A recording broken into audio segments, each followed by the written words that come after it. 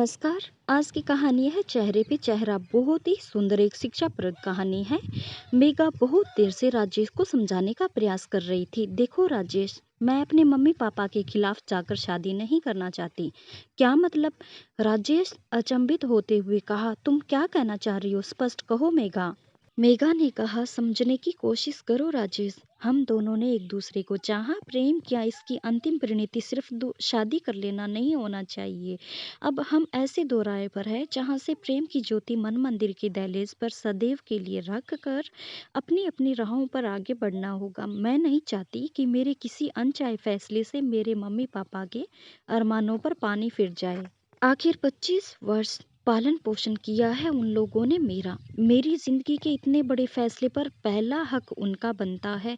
राजेश के मन में झुंझलाहट हुई, फिर भी वह मेघा को हाथ से जाने नहीं देना चाह रहा था, क्योंकि मेघा अपने माता पिता की इकलौती संतान थी, कई करोड़ की संपत्ति का अकेले हकदार थी।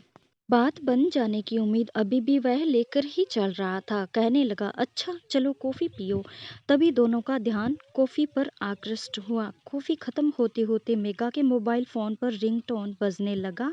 ओह, मिताली का फोन है। मिताली राजेश की छोटी बहन थी। मेघा टेबल से उठकर थोड़ी दूरी बनाकर बात करने लगी। बात पूरी होने के बाद चिंतित मुद्रा में आकर बैठ गई। क्या बोल रही थी मिताली? राजेश ने पूछ लिया। मामला बहुत गंभीर है राजेश। वो हमारे मोहल्ले का एक लड़का है ना, मुन्ना। मिताली उससे कोर्ट मैरिज करने जा रही है। मुझे विटनेस के लिए अभी के अभी बुला रही है। इतना सुनते ही राजेश आग बबूला हो गया। ये क्या कह रही हो तुम? तुम्हें नहीं उसे उकसाया होगा। तुम्हारी संगत से ही वह बिगड़ गई। राजेश भड़क भड़क बोल रहा और मेघा सुनती रही।